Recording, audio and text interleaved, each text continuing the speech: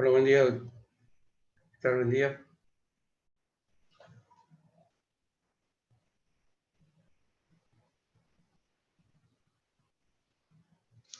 No, pero pelota esto.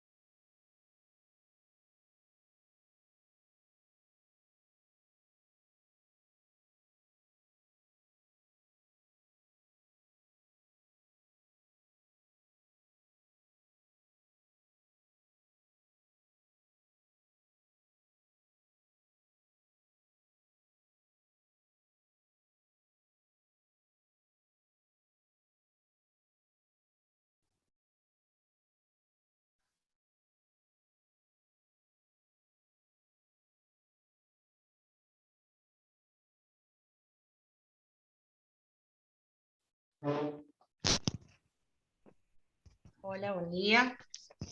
¿Qué tal? Buenos días, doctora. Hola, buen día. Vamos a esperar unos minutos a ver si se conectan más participantes.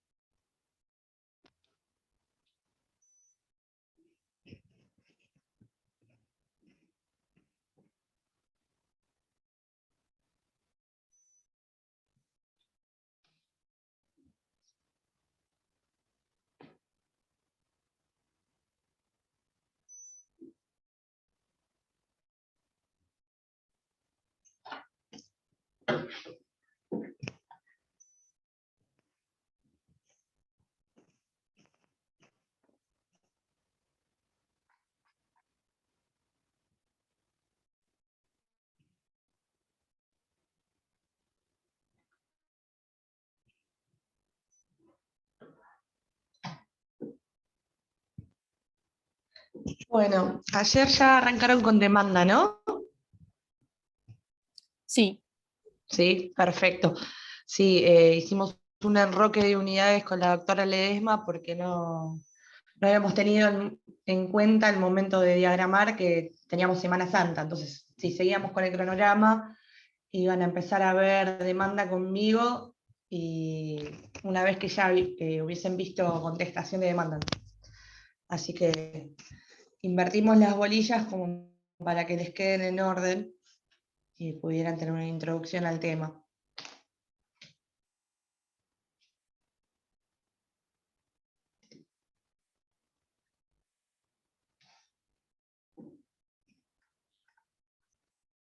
Bien.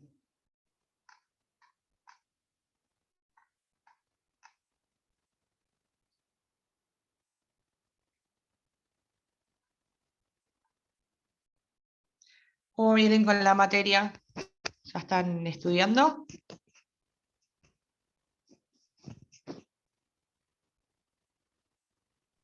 sí, la llevamos ahí. La llevan, la llevan. Bueno. Veo algunas caras medias de dormidos todavía.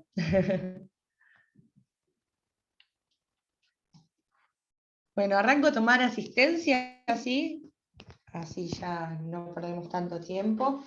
Si se incorporan más compañeros de ustedes luego, cualquier cosa que me digan al chat y los paso el presente. ¿Aleto? Presente. Bien. Álvarez Pose. Bosata. Canale. Carreras. Carreres. Presente. Bien. Coda. Presente. Comperatore. Presente. Contarino. Presente. Corti. Díaz. Hay dos días, Presente. profesora. Hay dos. Bien. Díaz Bruno. Díaz Claudia. Sí. Sí, presente. Marcela. Bárbara. Marcela. Bien. Estrada. Falomir. Fiego. Presente. Flores. Fiego presente. Flores. Presente. Francescone Payares. Bien. Flores presente, doctora. Perfecto. Fucilieri. Presente. Gabilondo. Presente. Gómez. Gerendain. Hansen. Longo, Presente. Lorente, Presente. bien. Mancilla Bailón, Marchetti, Molinari, Montoya, Presente. Morán, Presente. Moyano, Narváez, Paniagua, Presente. bien. Peretti, Pisicelli, Reyes, Romero, sí, bien. Rosselló,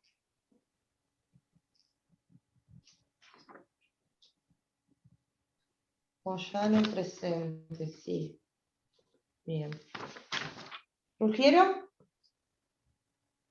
Saboya,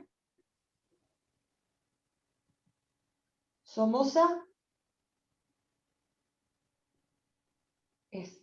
Seman, Presente.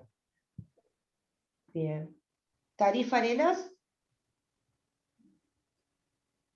Valdés, Villalba, Villarreal Garrido, Presente. bien. Acosta Morales, Aguerri, Algieri, Arana, Barbini, Bombini, Presente. Presente Bombini también. Presente Barbini también. bien. Barbini y Bombini, perfecto. Caparrós, Collado, Presente. bien. Grinelli Quesada, Presente. García, Presente, profe. bien. Ungar, Presente. bien. Y Garza, Presente. Lavarello, Lievin, Presente. bien. López Friedberg, Presente. Miller, Natielo, Presente. bien. O'Brien, Pagani, Panevia, Peralta Oscos, Presente. bien. Perselló, Presente.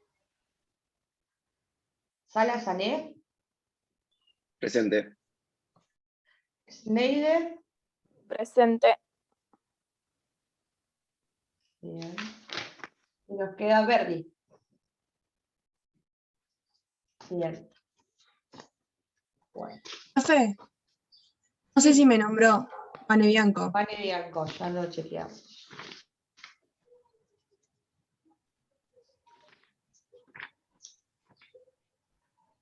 Pane Bianco, bien.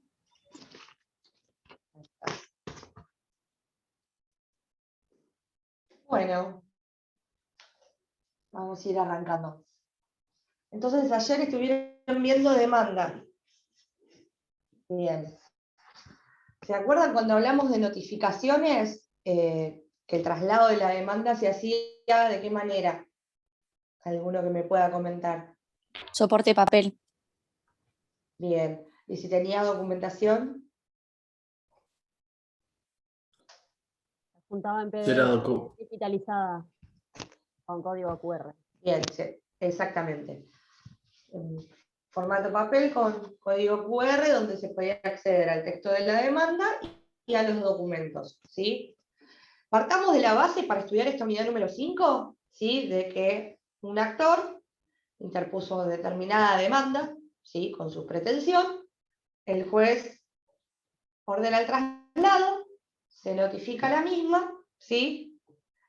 Y el demandado los viene a ver a ustedes como abogados para que lo representen, ¿sí? Tenemos que tener en cuenta que el demandado puede, ante esta demanda que recibió, de la cual fue notificado, adoptar distintas actitudes, ¿no? Y dependiendo qué actitud sea la que adopta el demandado, cómo va a seguir el curso del proceso y cuáles van a ser las consecuencias también, ¿no? Puede, por ejemplo, presentarse y contestar la demanda, puede presentarse y oponer alguna excepción o alguna defensa, puede directamente no presentarse, porque recuerden que cuando hablamos de la contestación de demanda ya no hablamos de una obligación, sino que sería una carga procesal, ¿sí? Hay una diferencia importante entre los dos conceptos, entre carga procesal y obligación, ¿sí? Las cargas procesales tienen consecuencias, en tanto no se pueden ejercer ciertos derechos, ¿sí? Si no se ejecutan, pero es una carga, tenganlo presente, no una obligación. Entonces puede directamente no presentarse, no contestar, ¿sí? O si no, quizás puede presentarse, pero solo al efecto de constituir un domicilio, ¿sí? Y no contestar nada, ni oponer ningún tipo de excepciones. Yo les traje, como siempre, el presi, como para que vayan siguiendo, por si quieren tomar nota. Como había preparado el de la bolilla 4, en realidad, este todavía no lo tengo completo. Se los puedo subir, que está respecto de los puntos 1 y 2, pero no respecto de todavía allanamiento del silencio del proceso, está vacío porque no lo confeccioné. Bueno, entonces, como les decía, hay aptitudes que puede adoptar el demandado, ¿sí? Presentarse o poner excepciones, presentarse y contestar la demanda, no presentarse o solamente constituir un domicilio. Bien. En el programa van a ver que tienen la diferenciación entre defensa y excepciones. Respecto de lo que es defensa y excepciones, ¿sí? Son planteos, son trabas que el demandado le va a hacer al actor, que va a hacer en realidad a la pretensión del actor, con el objeto de o dilatar o frenar el avance, ¿sí? De la pretensión del actor. Tenemos distintas teorías al respecto, ¿sí? De las defensas y las excepciones. Hay quienes dicen, como la doctrina francesa, ¿sí? Que la defensa en realidad es en relación al derecho de fondo, al derecho sustancial, como puede ser un pacto comisorio o algún otro tipo de defensa, que como vamos a tener que probarla, ¿sí? Se va a tener que producir prueba y es más compleja, la va a resolver el juez al momento de dictar sentencia, ¿sí? Son defensas de fondo. En cambio, cuando hablamos de excepciones, siguiendo esta doctrina francesa, hablamos de defensas que son mucho más sencillas de probar, que no tienen que hacerse un despliegue probatorio importante, ¿sí? Y que por consiguiente se van a resolver con anterioridad, ¿sí? Después tenemos otra teoría, que es otra clasificación, que dice que en realidad defensa y excepciones son género y especie, ¿sí? Que defensa sería el género y la especie son las excepciones, que vamos a hablar de las excepciones previas. ¿Sí? Dependiendo del actor que elijan seguir y del cual elijan estudiar la materia, se van a dar cuenta que sigue una u otra teoría, pero en realidad, en definitivas, terminan diciendo básicamente lo mismo, son defensas, pero que no requieren ser probadas tan abarcadamente, entonces, o directamente surgen de la constancia de autos, no se requiere abrir a prueba para probar la circunstancia, ¿no? Que motiva la excepción. Bien, entonces teníamos las doctrinas, ¿sí? Entonces tenemos las que consideran que existe diferencia entre defensa y excepción, sostienen que son trabas al avance del actor, y se correlacionan con el derecho de fondo material, ¿sí? Mientras que las excepciones atacan correlacionándose con el derecho procesal, que es lo que decíamos recién. La otra teoría, género-especie, las excepciones son defensas, ¿sí? Pero son más fáciles de acreditar, que es lo que les comentaba recién. Bueno, defensas de fondo, entonces, se refieren a determinadas circunstancias que va a valorar el juez al momento de dictar la sentencia definitiva. Ejemplos, la teoría de la imprevisión, las excepciones en materia de contratos, pacto convensorio, abuso de derecho, hay varias a lo largo del Código Civil y Comercial, y las leyes de fondo. Excepciones de previo y especial pronunciamiento, ¿sí? Conocidas como excepciones previas. Acá cuidado con esto, ¿por qué? Porque como les pongo acá, no son previas porque sean opuestas antes de la demanda, ¿no? Son previas porque tienen que ser resueltas con un pronunciamiento del juez que va a ser especial y previo al avance del proceso, ¿sí? Bien. Entonces, requieren que antes de que se siga avanzando con el proceso, ¿sí?, el juez admita o rechace esa excepción. Por eso, en realidad, es de previo y especial pronunciamiento. Hablamos del pronunciamiento del juez acá, ¿sí? Está en el artículo 345, que si alguno lo tiene a mano le voy a pedir que lo lean ahora en un ratito. Son taxativas, ¿sí? Son solamente esas las que son de previo y especial pronunciamiento. Hay que agregar prescripción y arraigo, que son los artículos siguientes, ¿sí?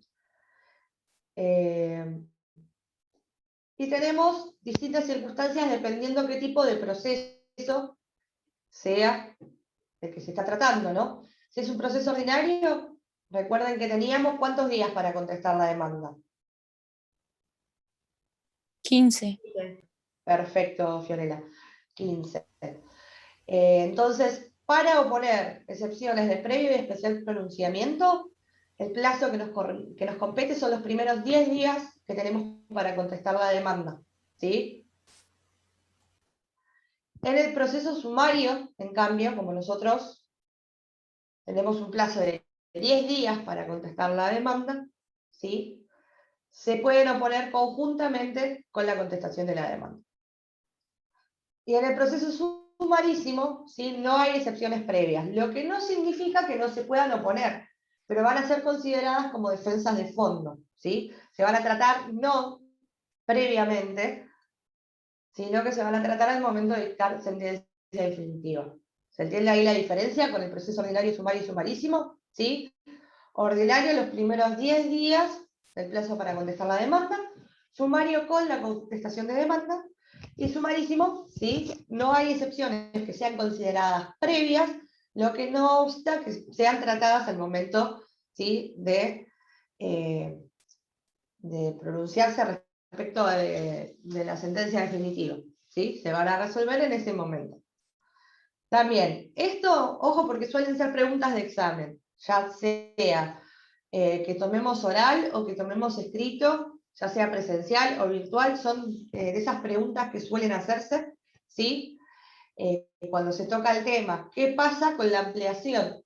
Ustedes recuerden que cuando, no sé si ya todavía llegaron a ver traslado de demanda, me parece que no, pero cuando lo vean la clase que viene, con la doctora Ledesma, van a ver que hay una ampliación, ¿sí?, en cuanto, digamos, en el despacho que ordena el traslado de la demanda, cuando el demandado está domiciliado en una jurisdicción extraña o a determinados kilómetros de distancia de la sede donde está tramitando, digamos, de la cabecera del partido donde está tramitando el expediente, ¿sí? Por ejemplo, tenemos un expediente que tramita en Mar del Plata, pero el demandado es de Lomas de Zamora, ¿sí? Van a haber distintas situaciones, que eso lo vamos a tratar ahora. Tengan en cuenta, ¿sí?, lo dice el 344, que para contestar la demanda, en razón de la distancia, tenemos ampliaciones, ¿sí? Lo mismo ocurre cuando hablamos de excepciones, ¿sí? Si el demandado, como decíamos, tiene el domicilio en Lomas de Zamora y se le notifica la demanda, al plazo de 15 días le agregaríamos 2 en razón de la distancia. No sé si alguno tiene el código a mano, quiere leer el 344.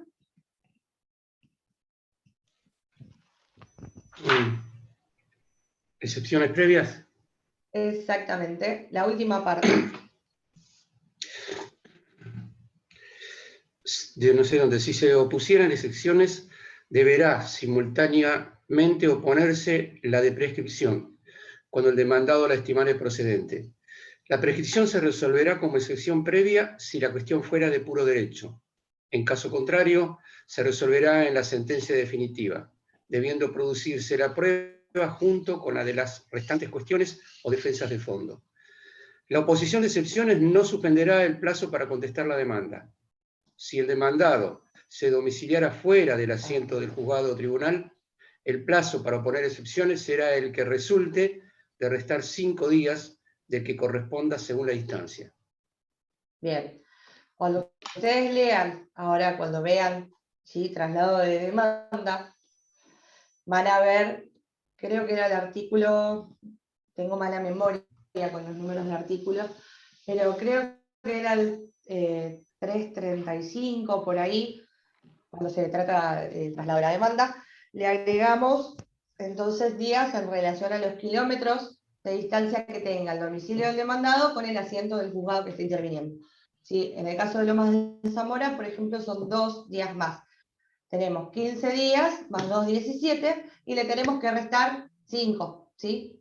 Porque tenemos 17 para contestar la demanda en vez de 15, tratándose de un juicio ordinario, claro. Menos 5 son 12 días hábiles para oponer excepciones. ¿Qué es lo que uno hace de práctica, no? Cuando uno va a oponer excepciones, contesta la demanda en el mismo escrito, por lo general. Porque a veces, por alguna circunstancia, no se llega, o sea, no se corre riesgo de no contestarse la demanda. Se suelen hacer las dos cosas conjuntamente. Sin embargo, sepan que si el proceso es sumario, existen esos 5 días extras, tratándose de un plazo común, ¿sí? Un plazo, digamos, genérico de lo que es proceso ordinario, sin estar ampliado, son los primeros 10 días. Por lo general, si uno llega, contesta las dos cosas juntas, o sea, pone excepciones y contesta, pero tiene 5 días extras que lo puede hacer, ¿sí? Lo que sí no puede perder es el plazo de 10 días para poner excepciones, porque ahí sí, ya... ¿Se entendió? ¿Más o menos? ¿Veo alguna cara perdida? Bien.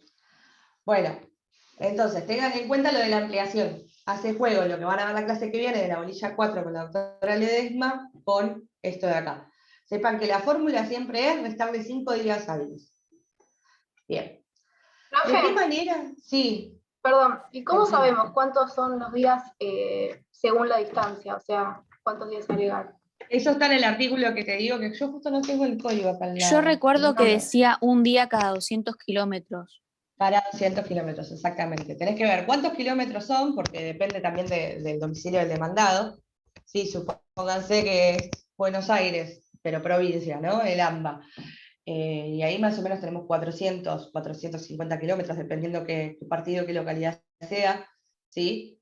Tienen que calcularle cuánto es el plazo. En cambio, si nos vamos para, no sé, el sur de la provincia o el oeste de la provincia, más pegado a La Pampa, son más kilómetros.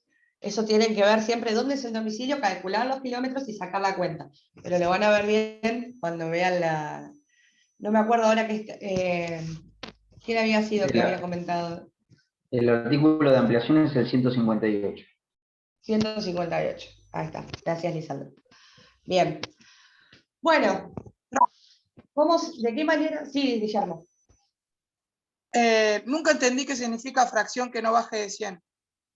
Viste que dice 200 Claro, kilómetros o que no baje de 100. ¿Qué sería eso? Bien. Suponete, tenés 400 kilómetros ya sabés que son 2 días, ¿sí?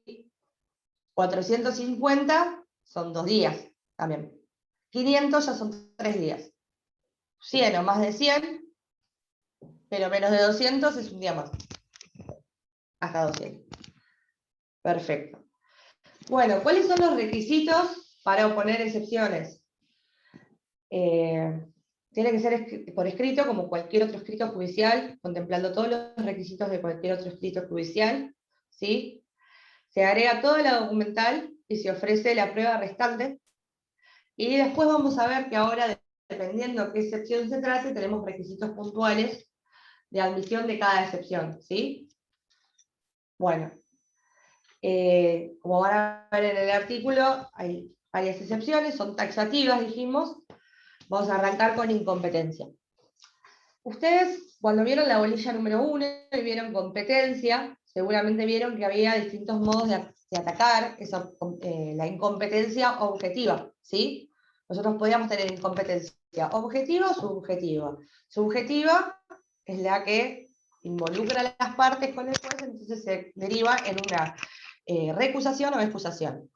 En cambio, la objetiva, ¿sí?, ya no tenía que ver con las partes, sino que tenía que ver con la materia, con otras variables, ¿no? Y ese tipo de incompetencia se podía articular mediante 2 vías, ¿sí? Cuando vieron cuestiones de competencia, seguramente vieron la declinatoria y la inhibitoria. Cuando hablamos de oposición, de excepción de incompetencia, lo que estamos hablando no es otra cosa más que la declinatoria, ¿sí? ¿Se acuerdan que cuando se articulaba la declinatoria, se le decía básicamente al juez que estaba interviniendo que considerábamos que no era competente y que por favor remitiera las actuaciones al juez que sí considerábamos que lo era? ¿Sí? ¿Se acuerdan eso? ¿De cuestiones de competencia? Bueno, esto no es otra cosa más que la declinatoria, la excepción de incompetencia. A ver qué dicen en el chat. Bien. Leisa, dale, te pongo el presente. Bien. Bueno, incompetencia. Ahora vuelvo a la clasificación. Incompetencia, tenemos 10 días, dijimos los primeros 10 días, ¿sí?, para contestar la demanda. Se puede articular la declinatoria, que es la excepción de incompetencia. Tenemos que adjuntar todos los instrumentos que acreditan, ¿sí?, la incompetencia del juez, por ejemplo, un convenio en el cual se haya pactado la prórroga de jurisdicción, o puede ser un contrato de locación, en el cual la última cláusula hay una prórroga, por ejemplo. Se tiene que adjuntar esa documentación, de lo contrario, lógicamente no se va a dar curso a la excepción. Si el juez, ¿sí?, que resulta competente a raíz de esta excepción es de otro departamento judicial, pero dentro de la misma jurisdicción, es decir, dentro de la misma provincia, se le va a remitir el expediente, ¿sí? Ahora, en realidad, con los expedientes virtuales es mucho más sencillo, ¿sí? Ustedes piensen que la redacción de este articulado es cuando todavía hablábamos de expediente físico y varios cuerpos que tenían que ser trasladados. Hoy en día es mucho más sencillo, pero igualmente la dinámica es, si el juez competente es de otro departamento judicial, pero dentro de la misma provincia, ¿sí?, en ese caso se le traslada, se le remite el expediente, y si es de alguna otra jurisdicción, es decir, fuera de la provincia, se archiva, ¿sí? Vamos a volver atrás un segundo, que les voy a comentar algo de presupuestos procesales que también está en el programa. Igualmente, quédense tranquilos que los precios los subo al Classroom, así los pueden tener para repasar, ¿sí? ¿Qué son los presupuestos procesales? Son aquellos requisitos que sí o sí tienen que estar ineludiblemente para que exista un proceso válido, ¿sí?, un proceso regular. ¿Y cuáles son? Juez competente, ¿sí?, capacidad de las partes, demanda válida y la existencia de un proceso igual en trámite. Juez competente, ¿por qué? ¿Sí? En razón de la bolilla número 1, que han visto competencia, tiene que ser competente en relación al artículo número 5, ¿sí?, del código. Si no fuera competente, como vimos recién, la excepción de incompetencia, se va a remitir al juez que sí lo sea, o se va a archivar la causa para que se inicie en otra provincia ante un juez competente. Cuando hablamos de capacidad de las partes, que es otro de los presupuestos procesales, ¿sí? Hablamos de que la persona que se presenta en juicio, el sujeto que va a ser parte del juicio, tenga la edad suficiente o tenga la representación suficiente, ¿sí? Que esté habilitado jurídicamente para iniciar ese proceso. Después hablamos de demanda válida, es que cumpla con los requisitos del 330, ¿sí? Del artículo 330. Y dependiendo qué tipo de proceso se trate, puede tener algún requisito más. Yo les puse como ejemplo el proceso de usucapión, que lo van a ver en la segunda parte de la materia, en el cual no van a admitir esa demanda, ¿sí? Va a ser un requisito de admisibilidad, no se va a tratar esa demanda, se va a rechazar el límite, posiblemente si no se adjunta el plano de mensura, que lo pide el código, y un informe de dominio que se pide acerca de la titularidad del bien, ¿sí? Entonces van a ver, en líneas generales, cuando hablamos de demanda válida en presupuestos procesales, hablamos de que se cumpla con el 330, pero dependiendo el tipo de proceso que se pretenda iniciar, vamos a tener que cumplir otros requisitos también, ¿sí? Y cuando decimos inexistencia de un proceso igual en trámite, ¿sí? Lo que tiende a hacer esto es que se concentre, ¿sí? el proceso que involucra a las mismas partes, el mismo objeto, ante el mismo juez que sea el que decida, y no que se trate lo mismo entre las mismas partes en distintos lugares, porque podría llegar a existir con sentencias contradictorias, ¿sí? La idea es evitar eso. Bueno, cada uno de estos presupuestos procesales tiene su faz negativa, y precisamente es, lo que, es esa faz negativa lo que van a atacar las excepciones de previo especial pronunciamiento, ¿sí? Tengan en cuenta que si hablamos de que tiene que ser un juez competente, ¿cuál va a ser la faz negativa? La incompetencia, ¿sí? Capacidad de las partes o representación suficiente, hablamos ya de una falta de personería como faz negativa. Demanda válida, defecto legal. La vamos a ver ahora a continuación, la excepción de defecto legal, ¿sí? Y en la existencia de otro proceso, hablamos de litis pendencia, que es otra de las excepciones previas, ¿sí? A su vez también existe una clasificación, ¿sí? En materia de excepciones previas, está medio en desuso, pero la van a encontrar en los libros. Se clasifican en perentorias y dilatorias. Perentorias son aquellas que extinguen la litis, ¿sí? Le dan una muerte al proceso, no va a continuar, no va a avanzar, ¿sí? Son definitivas. En cambio, cuando hablamos de dilatorias, son excepciones que lo que tienden a hacer son precisamente dilatar, hacer tiempo ¿a qué? A que se subsane algún defecto de la demanda, ¿sí? Acá tenemos la clasificación. Bueno, excepción de incompetencia, entonces quedó claro, más o menos, que hablábamos de la declinatoria, el plazo de 10 días, ¿sí? Y es precisamente lo que vieron cuando vieron cuestiones de competencia en relación a la declinatoria. Es mediante un escrito, ¿sí? Solicitarla al juez, o mediante la excepción de incompetencia, que se declare incompetente porque consideramos que el juez competente es otro. Y acompañamos ahí la documentación, por ejemplo, el contrato que comentábamos recién, de alquiler, en el cual se pacta una prórroga de jurisdicción, ¿sí? A tener en cuenta, otro departamento judicial, misma provincia, se remite el expediente, fuera de la provincia se archiva, ¿sí? Bueno, falta de legitimación, otra de las excepciones. Hablábamos entonces, cuando hablamos de legitimación, lo que queremos decir es que tanto actor como demandado, ¿sí? Tienen que ser titulares de esa relación sustancial que motiva que sean precisamente actor y demandado, ¿sí? Yo no puedo demandar por cumplimiento de contrato a una persona que no formó parte del contrato, por ejemplo. Bien, la falta de legitimación, a su vez, puede ser pasiva o activa. Cuando estamos hablando, ¿sí? De falta de legitimación, al momento de oponer las excepciones, tenemos que indicar si se trata de una falta de legitimación pasiva o activa. Va a ser pasiva cuando en realidad el demandado, o sea, el que va a oponer esta falta de legitimación, no es legitimado, como por ejemplo lo que les comentaba recién, se firma un contrato y se demanda por cumplimiento de contrato a alguno de ustedes que en realidad no formó parte del contrato, ¿sí? Entonces ahí estaríamos en condiciones de solicitar una falta de legitimación pasiva, pero también podemos decir que la falta de legitimación es activa cuando la persona que es actora, que está iniciando este proceso, en realidad no es el titular tampoco de la relación que los une, ¿sí? ¿Se entiende más o menos? Acá les puse un ejemplo más sencillo, respecto de la pasiva, por ejemplo. Se demanda una persona que es titular registral de un vehículo. ¿Qué hace? Ustedes como demandados oponen esta excepción porque saben que no son los titulares, piden un informe de dominio, y en el informe de dominio claramente se ve que no son los titulares registrales del vehículo, ¿sí? Por ejemplo. A su vez, también tienen que tener en cuenta que la falta de legitimación, ya sea pasiva o activa, puede ser manifiesta o no.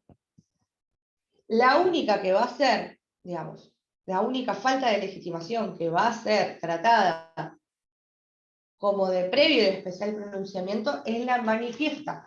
Si el juez considera que de las constancias de auto o de la documentación acompañada al momento de oponer excepciones, esa falta de legitimación no es manifiesta y va a tener que probarse a lo largo del proceso, no se va a tratar como excepción de previo y especial pronunciamiento, sino que se va a tratar como defensa al momento de dictar sentencia definitiva, ¿sí?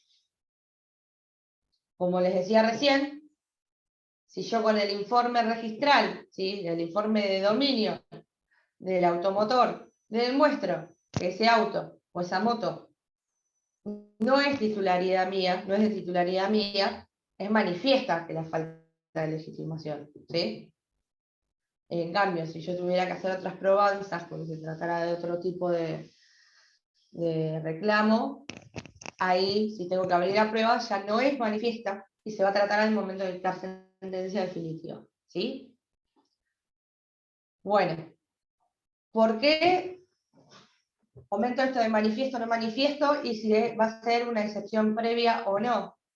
Tengan en cuenta que, como decíamos al principio de la clase, el objeto de las excepciones previas es evitarnos un proceso innecesario cuando está manifiesto o no tiene sentido que se continúe con el proceso si no se discute esto. Por ejemplo, ¿sí?, no tiene sentido que yo siga con un proceso en el cual ya tengo, volviendo al ejemplo anterior, un informe de dominio que dice que yo no soy legitimado, ¿sí? ¿Se entiende hasta ahí? Si es manifiesta, va como de previo y especial pronunciamiento, y si no, con la sentencia definitiva. Bien. Si el juez hace lugar a esta falta de legitimación manifiesta, ¿sí?, y hablamos de un solo demandado, va a archivar directamente las actuaciones. Ven que tengo un mensaje en el chat, a ver si hay alguna pregunta. Bien, no, perfecto. Falta de legitimación. Litipendencia. Habíamos hablado que el último de los presupuestos procesales era la inexistencia de otro proceso igual en trámite, ¿no? Esta sería la fase negativa de ese presupuesto procesal, que es la litipendencia. No tenemos que tener el trámite en forma simultánea más de un proceso entre las mismas partes con el mismo objeto, ¿sí? El objeto de esto es, como les comenté recién, evitar sentencias que sean contradictorias, ¿sí? Este tipo de excepciones tienen requisitos especiales, ¿sí? Uno de los requisitos de admisión de esta excepción, ¿sí?, es que se agregue al momento de plantear o poner la excepción de litipendencia copia de la demanda o precisar los datos para que se pueda visualizar en la mesa de entrada virtual de la de otra demanda que nosotros decimos que en realidad es por el mismo hecho y con las mismas partes, ¿sí? Si nosotros la adjuntamos la copia, no hay problema, sino si decimos que, bueno, denunciamos que existe este expediente en determinado juzgado, le decimos la carátula, el número de expediente, qué juzgado se encuentra, ¿sí? Ahí en ese caso pedimos que se remita la causa a efecto, para el efecto probatorio, ¿no?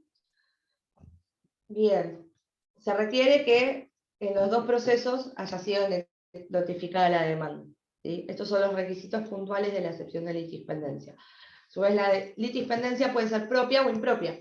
Propia cuando existe una triple identidad entre sujeto, sujeto y causa. Impropia cuando están conectadas, tienen cierta conexidad, pero no son causas idénticas. Por ejemplo, estamos tramitando por un lado el desalojo, ¿sí? Por un lado el desalojo, y por otro lado, la parte que va a ser desalojada está tramitando una consignación, ¿sí? Tienen la misma causa, tienen las mismas partes, pero son distintos trámites, ¿sí? Se les va a dar distintos trámites para tramitar el mismo juzgado por motivos de conexidad, pero no hay triple identidad. A ver, un segundo. A ver el chat.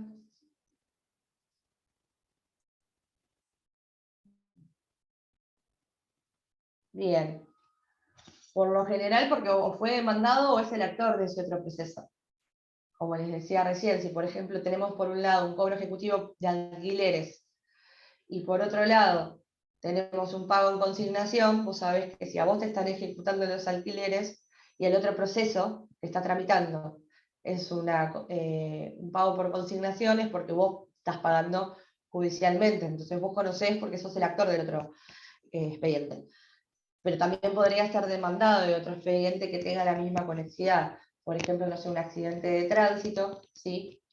En el cual se haya demandado por, digamos, no sé, el mismo accidente de tránsito, Delfina choca a Lisandro y choca a Antonella. Bien, Delfina demanda a Lisandro, Antonella por otro lado demanda a Lisandro. Lo pueden hacer como lo pueden hacer conjuntamente, como lo vieron en Polilla 3. Pero a su vez, como había culpa concurrente, Delfina demanda a los dos, por ejemplo. Entonces, Antonella podría decir, bueno, yo tengo un proceso por la misma causa contra una de las mismas partes. ¿Sí? ¿Se entiende? Tramitando en otro juzgado. Lo que yo quiero evitar es que haya sentencias que se contradigan, que un juez resuelva de determinada manera en un expediente y en otro de otra manera. Entonces, lo que quiero es que el mismo organismo judicial, el mismo órgano judicial sea el que decida las dos cuestiones, ya sea porque haya triple identidad o no, ¿sí? Que sea propia o impropia. Bien. Bueno. ¿Qué va a pasar en el caso de que sea conexidad impropia? ¿Sí? El expediente que esté más avanzado, perdón, en el caso de que sea de la triple identidad que les comentaba, que sea litispendencia con conexidad propia, ¿sí? Se va a ordenar el archivo del expediente que fue iniciado con posterioridad y se va a continuar con el más avanzado, ¿sí? En cambio, si hablamos de litispendencia impropia, ya ahí hablamos de acumulación de procesos 189, 190, que lo vieron en la bolilla 3, y se va a remitir por conducividad al juzgado que intervino en la primera, ¿sí? Bien. ¿Hasta ahí vamos bien? Perdón, doctora, cuando dice se va a remitir al juzgado, ¿cuál es el juzgado en el cual el caso empezó a tomar conocimiento en un juzgado determinado? ¿Ahí se remiten todos los otros expedientes que hayan circulando en otros juzgados? Sí, tenés que tener en cuenta acá que puede ser o el que primero haya sido iniciado o el que esté más avanzado. Por ejemplo, tenemos un proceso que si bien se inició primero, no se avanzó en la prueba, pero tenemos otro que se inició un par de meses después, pero ya tiene una pericial, tiene informativas hechas, ya está más avanzado el trámite del proceso. ¿Sí? Eso lo dice el mismo artículo. Cuando lo vean, van a ver que... porque ya terminaron de ver bolilla 3, ¿no? Sí. Acumulación de procesos. Sí. Bien. Van a tener en cuenta eso, que puede ser el que fue iniciado con anterioridad o el que esté más avanzado, lo dice el código. Bien. Vamos a seguir con la siguiente excepción. Defecto legal. Defecto legal en el modo de proponer la demanda, ¿sí? Habíamos dicho que otro de los presupuestos procesales era demanda válida y que la contracara, ¿sí?, era este defecto legal. ¿A qué llamamos defecto legal? A un error, una omisión o un defecto propiamente dicho, que lo que hace es dificultar o impedir o trabar de alguna manera, vulnerando mi derecho de defensa, ¿sí? ¿Por qué? Porque quizás yo recibí una demanda, siendo demandada, pero leyéndola no entiendo qué es lo que me están reclamando, o no se entiende la liquidación. Hay algo que, ya sea por un defecto de la demanda, un error del actor, o algo que haya omitido, me dificulta a mí ejercer mi derecho de defensa, porque yo cómo me voy a defender si no tengo todas las herramientas. Si yo estoy leyendo una demanda que en realidad no la estoy comprendiendo, porque no sé, tiene una liquidación, pero no dice qué rubros son números al azar, sueltos, yo, ¿de qué manera me puedo impugnarla, por ejemplo? Si no tengo idea qué es lo que estoy leyendo. O, no sé, si omite parte de los hechos, o si omite algo en la demanda, se omite que hace que yo no pueda ejercer mi derecho de defensa de manera correcta, o que me arriesgue a ejercerlo mal. Entonces, cuando sucede esto, si la demanda no es válida, tenemos que plantear el efecto legal en el modo de proponer la demanda, ¿sí? Mediante esta excepción, nosotros lo que vamos a lograr es que el juez de traslado de esta excepción por 5 días, ustedes piensen que igual de todas las excepciones que vamos a ver, todas se dan traslado a la contraparte por el plazo de 5 días hábiles, como siempre decíamos, los plazos judiciales son hábiles, se va a correr por 5 días hábiles y se notifican por nota las excepciones. Con la excepción, mejor dicho, de la excepción de prescripción, que es la única que va por cédula porque está en el 135 y inciso 9, ¿sí? Pero sepan que todas las excepciones que vamos a ver, se les corre traslado a la contraparte por 5 días, ¿sí?, por Ministerio de Ley. Bien, cerrando ese paréntesis de la notificación, lo que vamos a lograr es que el juez de traslado y que la contraparte tenga un plazo que le va a otorgar el juez para corregir ese defecto, esa omisión, y que yo pueda ejercer mi derecho de defensa correctamente. Ahora bien, por las dudas, yo tengo que contestar demanda, o poner excepciones y contestar demanda, ¿sí? La contesto igual, aunque no tenga todos los elementos. ¿Por qué? Porque cuando el juez de traslado, ¿sí?, por determinado plazo para que el actor corrija ese defecto, esa omisión, haga esa salvedad, aclare lo que sea necesario, ¿sí?, se me va a correr un nuevo traslado a mí como demandado para que yo vuelva a contestar la demanda. Pero tengo que cumplir con la carga procesal de contestarla. Bien, acá en el chat me dicen, en todas las excepciones no hay suspensión de plazo para contestar la demanda. No, precisamente no. Nosotros la tenemos que contestar igual, ¿sí? Tengan en cuenta aparte que el procedimiento procesal oportuno para oponer excepciones es distinto dependiendo qué tipo de proceso se trate. Si hablamos de un ordinario, quedan esos 5 días extra para contestar la demanda. Sin embargo, por buena práctica uno suele contestarla igual. Ahora bien, si hablamos de un proceso sumario, tiene que ser conjuntamente con la contestación de demanda, ¿sí? Ya en ese caso, no es que se suspende un plazo, lo tenemos que cumplir igual. Porque aparte a todo esto, podría bien decir el demandado contestar, el actor contestar el traslado y decir, no, está bien. Si no lo entiende, problema suyo, ¿no? No hay ningún efecto que subsanar, y el juez podría ver y decir, sí, la verdad que no hay ningún defecto para subsanar, en cuyo caso nosotros ya se nos pasó el plazo para contestar la demanda. La tenemos que contestar igual. Esto es importante. Muy bien la pregunta, Dura. Sí, Lisandro, vi que ibas a preguntar algo y... Sí, iba a preguntar el tema de, a ver, si supuestamente es por un error o omisión, es por una cuestión que no está bien determinada según el 330 de la parte actora Claro. que hace la demanda. Entonces, ¿por qué esto en la realidad, en la diaria, sucede realmente? O porque generalmente el juez podría rechazar si no cumple con alguna de las situaciones que son estrictamente de la propia demanda, podría rechazar in limine y bueno, no sé, ¿esto realmente sucede? ¿Se hace el planteo necesario más allá de que la parte Sí, actora mira. lo único que intenta es interrumpir la prescripción? Sí, mira, Lisandro, muy bien la pregunta también. En realidad se ve mucho más lo que es una excepción de defecto legal que un rechazo in limine. El juez no tiene que ser algo muy grosero, demasiado grosero y evidente para que el juez realmente rechace in limine.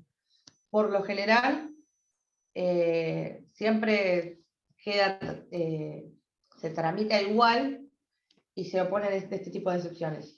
Nos ha pasado acá en el estudio de oponer varias veces defectos legales. Sí, les dan un plazo para que corrijan o subsanen lo que tengan que subsanar, pero rechazos sin límites cuando se trata de algún requisito que no sea tan evidente, como puede ser, sobre todo lo vas a ver cuando se trata de una liquidación, más que nada, o de algo que está muy interiorizado en la demanda, que el juez en realidad, o mejor dicho, no el juez, sino el personal del juzgado, que es el que recibe la demanda y la lee por primera vez, quizás muchas veces no se advierte. Entonces sí, en la práctica se ve mucho más este tipo de excepciones que un rechazo in limine. Tiene que ser, como te comentaba, algo muy, muy, muy grosero, ¿sí? Como para que digan, no, esto directamente se rechaza in limine. Bien, bárbaro, Bien. gracias. De nada. Bueno, contestan del traslado entonces o no, el juez resuelve. Si admite esta excepción, va a dar un plazo, lo va a fijar el juez ese plazo para que se subsane, ¿sí? El error o la omisión, y tenemos que contestar la demanda igual subsidiariamente porque de todos modos nos van a dar un nuevo traslado y vamos a contestar ese traslado correctamente. Por ejemplo, con el caso que les decía yo de una liquidación, ¿sí? Si le da un plazo de 10 días para que la haga correctamente, la va a hacer correctamente, la va a enviar, y yo, si bien ya contesté la demanda, voy a tener que expedirme, ¿sí? Ejercer mi derecho de defensa correctamente con todos los elementos que no contaba al momento de contestar la demanda, ¿sí? Bien. Y esto es otra cosa, también en relación a lo que decía Lisandro recién, muchas veces quizás el juez no rechaza in limine, pero a veces no nos conviene oponer esta excepción porque nos conviene, habiendo advertido que es un error muy grosero, dejar que el proceso continúe, total en la sentencia definitiva le van a rechazar la demanda con costas, ¿sí? Esto es un juego procesal que depende de lo que a nosotros nos interese y depende de los casos concretos, lo vamos a hacer o no lo vamos a hacer. Pero quizás nos conviene decir, bueno, no ponemos esta excepción, total, es tan grosero el error que no lo advirtieron, está bien, no lo rechazaron en límite, va a tramitar el proceso, pero yo me limito a, digamos, producir mi prueba, que el actor mueva el expediente, pero igualmente ya es tan grosero el error que hay, y tan limitada la actividad probatoria, porque es tan grosero el error de la demanda, por ejemplo, que en sentencia sé que se les va a ir mal, entonces lo dejo pasar. Esos son criterios de cada abogado en el caso concreto. Puede convenir a veces decir, bueno, presento una excepción y hago tiempo, o presento una excepción y me defiendo correctamente, o, bueno, en realidad veo que lo va a perder y se la dejo pasar. Eso es puramente estrategia procesal. Profe, Sí. para saber si me quedó claro. Candela. Entonces a mí me corren traslado y yo vuelvo a contestar con la subsanación.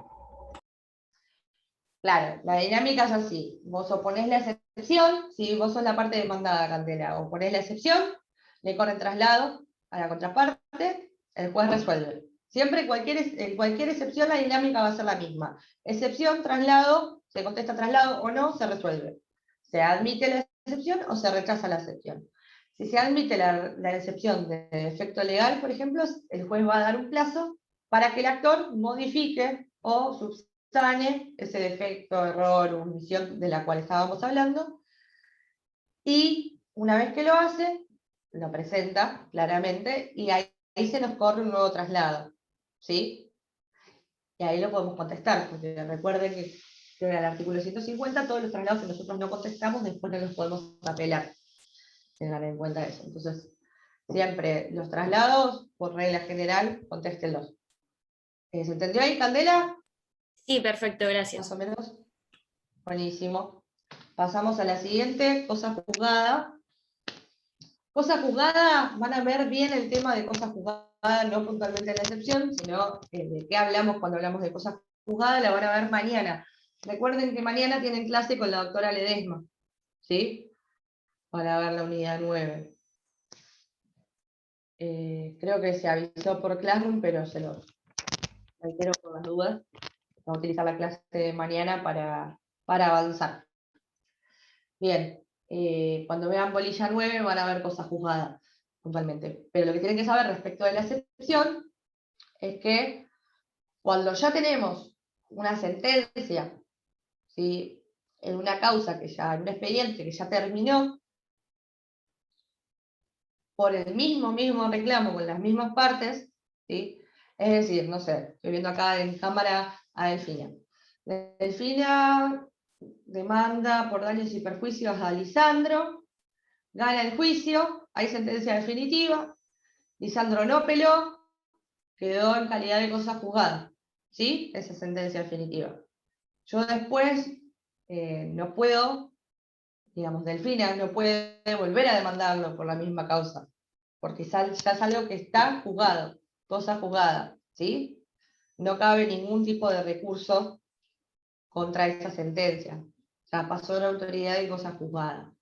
Entonces, por ejemplo, si Lisandro recibe una demanda de Delfina por el mismo tema, cuando ya tiene una sentencia definitiva, lo que va a hacer es oponer esta excepción de cosa juzgada. Va a decirle, señor juez, en realidad ya este tema se trató en tal expediente, tiene sentencia definitiva, no me pueden venir a demandar por lo mismo. ¿Sí? Bien. También lo puede hacer el juez de oficio. Puede pasar que lo haga de oficio, sí, cuando, por ejemplo, tramitó el primer expediente en su juzgado, originariamente. ¿Sí? Porque es muy difícil que después la decrete de oficio si en realidad no tiene conocimiento del expediente. ¿Sí? Bien.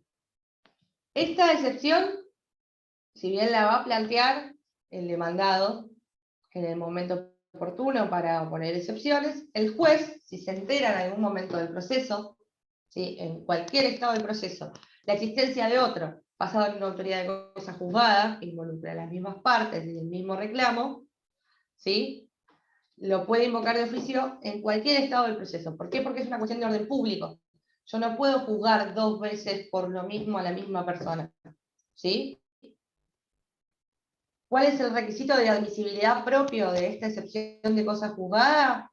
Bueno, que se acompañe el testimonio de la sentencia dictada en el otro proceso, o una copia certificada, o que se denuncien los datos, carátula, número de expediente, en qué juzgado transmita, para que se vea la mesa de entrada virtual. ¿Sí? Lógicamente también vamos a cerciorarnos de pedir que se remita ese expediente para tener los originales, pero no van a admitir este tipo de excepción si nosotros no acreditamos fehacientemente que existe una sentencia definitiva pasada en autoridad de cosa juzgada, ¿sí?, por la misma causa, el mismo reclamo con las mismas partes. ¿Sí? ¿Cuál es la diferencia? Se podrán preguntar algunos con la de litispendencia que vimos. Bueno, en litispendencia hablamos de 2 procesos que están actualmente en trámite. ¿Sí? Cosa juzgada es uno que ya llegó a sentencia definitiva, ya se terminó, ya no hay nada que reclamar, digamos, puede quedar pendiente algún tipo de reclamo, pero no se puede volver a juzgar por la misma cosa a las mismas personas, por el mismo reclamo. ¿Sí? Este tipo de excepciones, cuando vimos la clasificación, vimos dilatorias y perentorias. Bueno, lógicamente la cosa juzgada es perentoria, ¿sí? Porque mata el proceso, lo concluye. Es decir, Delfina demanda a Lisandro, Lisandro opone excepción de cosa juzgada, ¿sí? Si bien le van a dar un traslado a Delfina, por más que conteste o no conteste, si el juez acredita, digamos, si Lisandro acompaña un testimonio de la sentencia, ¿sí?, y pide la remisión del expediente en el cual está esa sentencia definitiva, el juez obviamente va a hacer lugar a este tipo de excepción, ¿sí? Y se termina el juicio, porque no tiene sentido continuarlo porque no, ya está, estamos hablando de la cosa juzgada, ¿sí? Es una de las excepciones perentorias que ordenan el archivo de las actuaciones. ¿Hasta ahí vamos bien? A ver, tengo algo en el chat. Esperen un segundo. No, no tenemos nada. Bien. Bueno. Oh, se me fue todo. Vamos a volver. Cosa juzgada. Después tenemos transacción, conciliación y desistimiento, que esto también lo van a ver en la bolilla 9. Son modos anormales de terminación del proceso, ¿sí? Transacción implica una concesión recíproca de las partes que deriva en un acuerdo transaccional, ¿sí? Que este acuerdo se homologa y se cumple, o no, y después se ejecuta. Pero bueno, cuando hablamos de transacción, en muy resumidas cuentas hablamos de eso. La conciliación ya se da en el marco de un proceso, ¿sí? Y con intervención del juez también. Y el desistimiento, nosotros van a ver ahora cuando vean modos anormales, van a tener desistimiento del derecho y desistimiento de la acción o del proceso, ¿sí? Cuando desistimos del proceso, desistimos de ese proceso particularmente, lo que hace que si todavía tenemos tiempo libre y no prescribe, lo podamos volver a iniciar con posterioridad, ¿sí?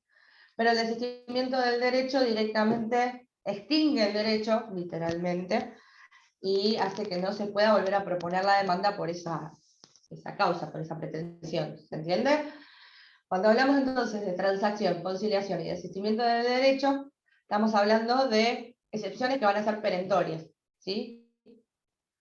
Nosotros no podemos, por ejemplo, presentarnos a un proceso, a ver, supónganse, vamos a poner un ejemplo para que lo entiendan. Hay un accidente de autos, ¿sí? Y Antonella, que la estoy viendo acá en pantalla, Antonella demanda a la aseguradora de la persona que lo chocó y a Guillermo que es quien la chocó, ¿sí? Extrajudicialmente llegan a un reclamo extrajudicial y arreglan por determinada cantidad de dinero, llevan ese acuerdo a la justicia y el juez lo que dice es homólogo, ¿sí? Se homologa ese acuerdo. Después Antonella no puede al año decir voy a hacer un juicio, voy a demandar a Guillermo y a la compañía de seguro. No lo puede hacer, ¿por qué? Porque en realidad ya hay un acuerdo transaccional, ¿sí? Que está homologado por un juez, no puede ahora reclamar lo mismo, ¿sí? Mediante un proceso judicial. ¿Se entiende más o menos el concepto? Les va a terminar de cerrar la idea cuando vean la bolilla 9, pero sepan que en este caso, ¿sí? Guillermo, por ejemplo, si quiere oponer la excepción de transacción, la puede oponer, y va a tener que acompañar ¿qué? Ese acuerdo que fue homologado, o ese acuerdo que se realizó extrajudicialmente, ¿sí? Por eso se tiene que adjuntar al momento de poner la excepción todos los instrumentos donde surjan tales supuestos o solicitar la remisión del expediente si existiera, ¿sí? Después tenemos prescripción, que está en el artículo siguiente, ¿sí? Como ya saben, la prescripción es el modo de liberarse de una obligación por el paso del tiempo. No es de orden público la cosa juzgada así, la prescripción no. Entonces el juez no la puede articular de oficio, lo va a tener que pedir la parte, ¿sí? La parte interesada tiene que oponer la excepción de prescripción si correspondiere. Acá entran en juego los artículos 2551, 52 y 53 del Código Civil y Comercial, que son los que nos hablan en realidad de los plazos de prescripción, dependiendo qué tipo de hecho se trate. Dependiendo si se trata de algún tema contractual o extracontractual, delitos, cuasi delitos, todos son distintos plazos de prescripción. ¿Sí? Lo van a ver en el código de fondo. Bien.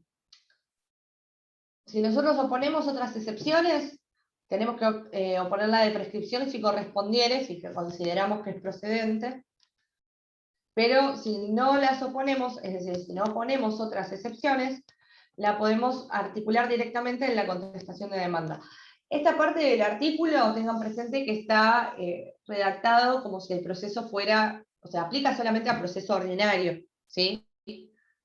Porque de todos modos, hubiera o no hubiera excepciones, si se tratara de un proceso sumario, el plazo para oponer excepciones es el mismo que la contestación de la demanda, se hace conjuntamente, entonces carecería de sentido esta redacción.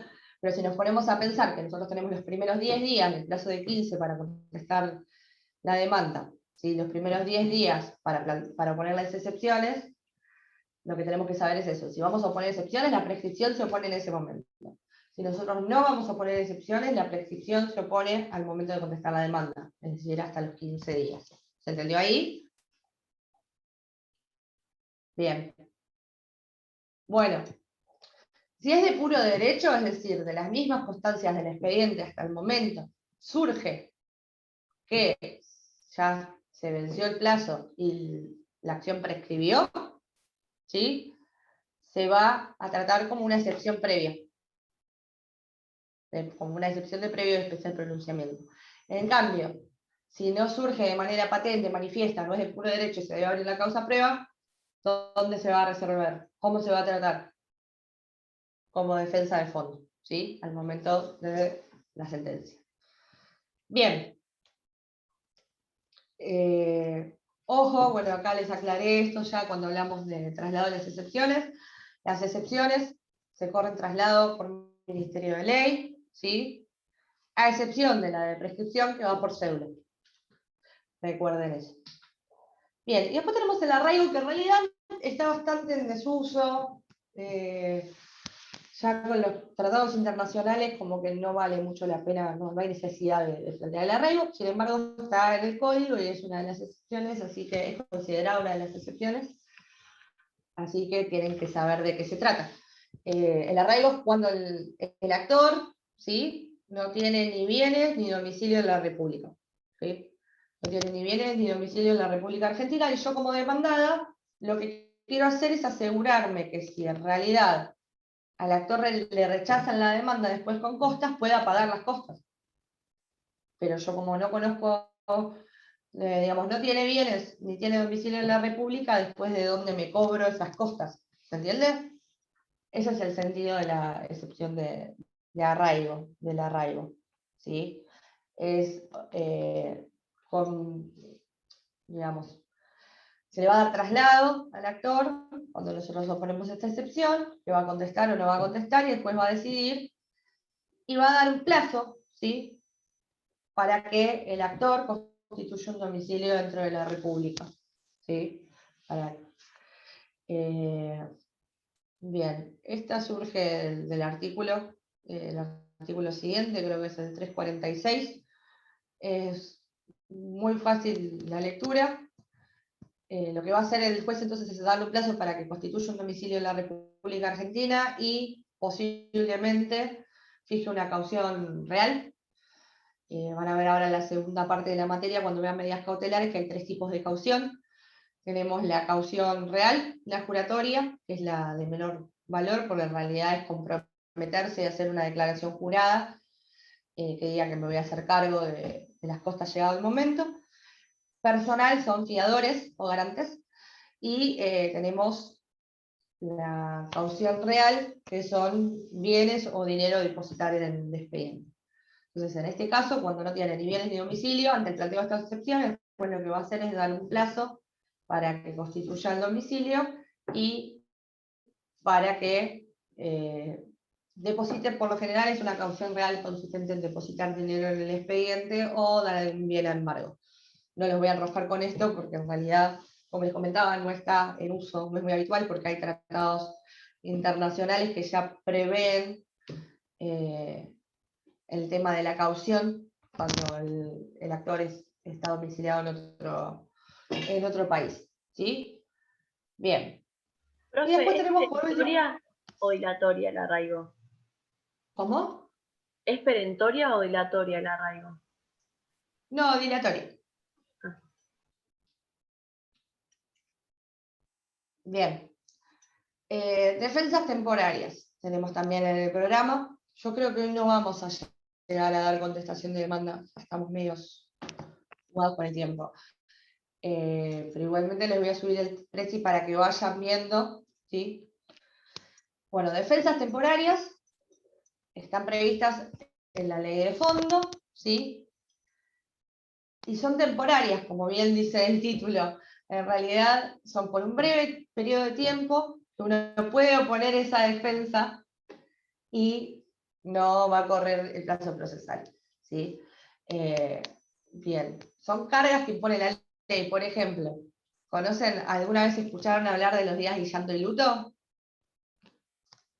¿No? Sí. Bueno, ¿sí? Bien, Fiorella, ¿te acordás de qué eran los días de llanto y luto? Sí, 9 días. 9 días. Me acuerdo en sucesiones, más que nada. Claro. Bien. Bueno, eso está en el Código Civil y Comercial, ¿sí? Que uno no puede intimar a rechazar, digamos, uno no puede intimar, por ejemplo, a la viuda o a los hijos del causante a iniciar la de sucesión ¿hasta cuándo? Hasta después de pasados los 9 días de llanto y luto, ¿sí? ¿Por qué 9 días? No lo sabemos, pero bueno, son 9 días de llanto y luto, están en el Código de Fondo. Y a lo largo de este Código de Fondo, o las leyes de fondo, vamos a encontrar distintas circunstancias y supuestos que de manera temporaria impiden que uno pueda demandar a otra persona, ¿sí? Por ejemplo, como les comentaba recién, no le pueden reclamar a la viuda el inicio de la sucesión hasta 9 días después del fallecimiento, ¿sí? Del causante.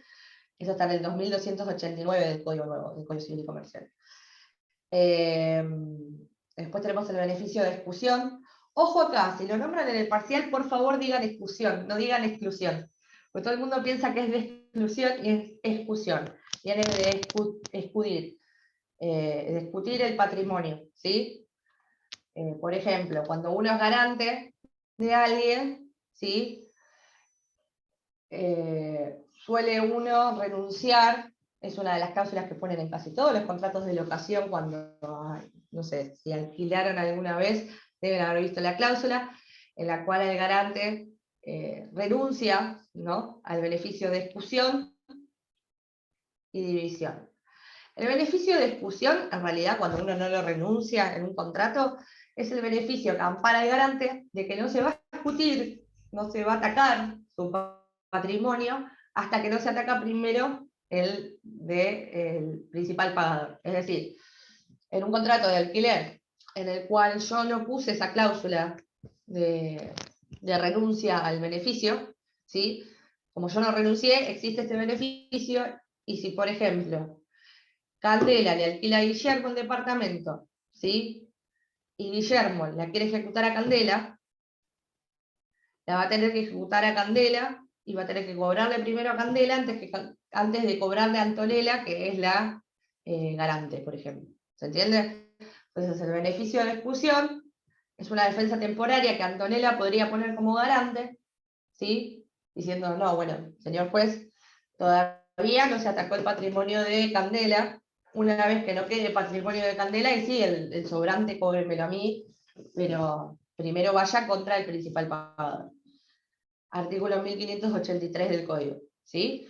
Y después las condenaciones al posesorio, el 2272. Estas son algunas defensas temporarias. ¿Por qué? Porque respecto al beneficio de exclusión que hablábamos recién, por ejemplo, la ejecutan a Candela, Candela ya queda en quiebra, presenta quiebra, y ahí sí va a tener que responder a Antonella. Es temporaria la defensa. Ella puede decir, bueno, primero vayan contra el patrimonio de la principal pagadora, pero donde se acabó ese patrimonio van a ir contra el tuyo, o sea que es temporario. Y lo mismo con los días de llanto y luto que comentábamos recién. Una vez pasados esos 9 días que da el código, ya las pueden intimar. Derecho de retención también podría ser, sí. A ver qué más tenemos acá en el chat. Bien. Bien. Estas entonces dijimos son temporarias, donde se termina el plazo que da el código o la circunstancia, ¿sí?, que ameritó el planteo de esta excepción temporaria, va a continuar el proceso en contra de la persona, del demandado que opuso la excepción. Bien, recursos, ¿sí? Vamos a pasar a recursos, que lo tenemos también en el programa.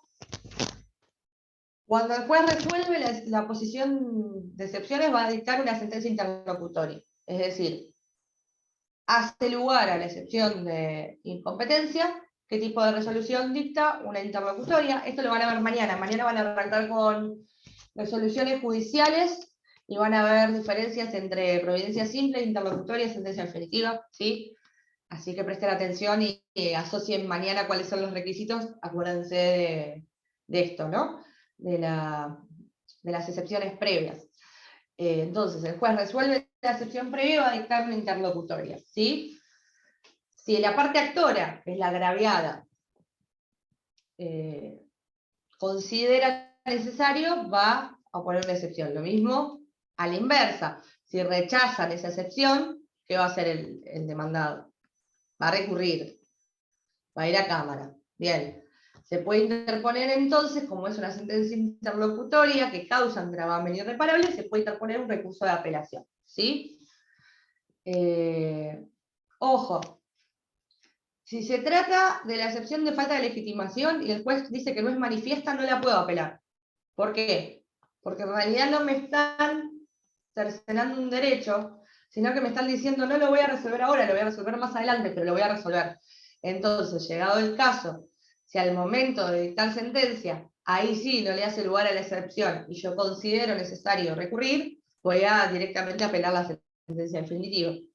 ¿Se entiende? Bien.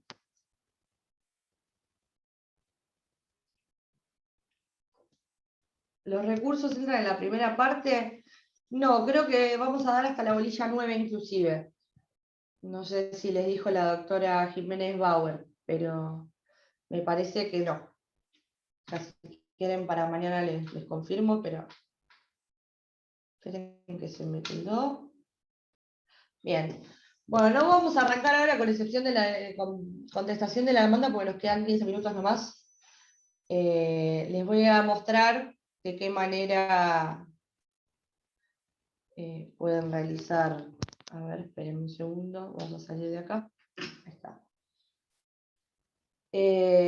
Las excepciones, ¿sí?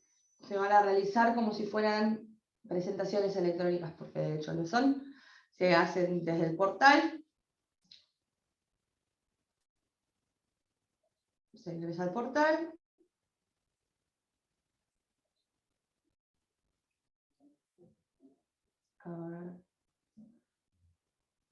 Acá en nueva presentación. Se van a llenar todos los campos, como les mostraba cuando hicimos cédulas hace un par de clases atrás. Les van a poner, por ejemplo, no sé, tenemos en el juzgado de paz de la costa que poner una excepción a una demanda. Entonces buscamos cuál es la demanda, ¿sí? Va al organismo dirigida, el título, opone excepciones, supónganse que es un proceso sumario, opone excepciones, contesta demanda, se rechace la demanda con costa, por ejemplo, ¿no? Título. Presentación, acá tenemos que poner escrito, ¿sí? Si tenemos alguna observación personal va a ir acá, y acá va a ir el texto. El título que les comentaba, señor juez, los datos del abogado que le he encabezado.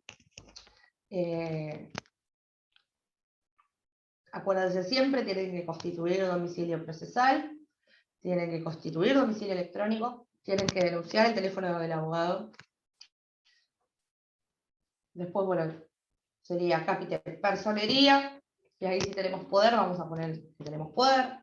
Si no, directamente se pasa a pretensión o objeto, y es opone excepción de, por ejemplo, no sé, incompetencia. Se desarrolla el porqué de la excepción, ¿sí? Y ahí, después, una vez que tenemos el escrito preparado, yo les voy a traer para la clase que viene. Pensaba hoy abarcar las dos cosas, en realidad excepciones y contestación de la demanda, y la próxima clase ya traerles algún modelo de contestación de demanda o de oposición de excepciones, y que hicieran la prueba de cómo quedaba con el sistema. Lo vamos a hacer seguramente si terminamos la clase que viene con la bolilla, que no sé, lo vamos a hacer ahí, si no, capaz que algún viernes. Bueno, uno hace el escrito, selecciona, y por ejemplo, se trata de una excepción de habíamos dicho cosa juzgada, en la cual tenemos que adjuntar ¿qué cosa? La sentencia Anterior. Bien, la sentencia o el testimonio de la sentencia anterior. Perfecto, se adjunta como PDF, se firma y se envía a la presentación, ¿sí? El juez la va a recibir, una vez recibido, se da un traslado. Si nosotros fuéramos la actora, en este caso, ¿vamos a recibir el traslado en el token? No. O tendré que estar atentos a la mesa de entrada virtual, ¿sí? Porque va por nota. Acuérdense que la única que va por cédula es la de prescripción. Bueno, ¿alguna duda más? A ver, ahí abro el chat, que tenemos alguna cosita. Hay dos compañeros que no tienen ni luz ni datos. Bien, ahí los anoto. Teníamos. Bien. Somoza y Bosata.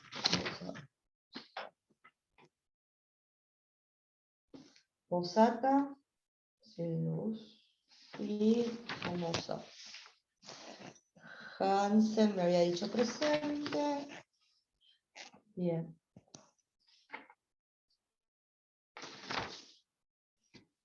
Bien. Bueno, ¿alguno tiene alguna duda más? Verdi presente. Perfecto, Lisandro. Hasta la próxima. Arenas presente. Bien. Bueno, cualquier duda que tengan, tienen mi correo. Seguramente ahora en la semana les envíe las correcciones de los trabajos prácticos a quienes me lo enviaron por mail. Tengan en cuenta que los que los hicieron y los mandaron a Classroom, yo no los puedo descargar.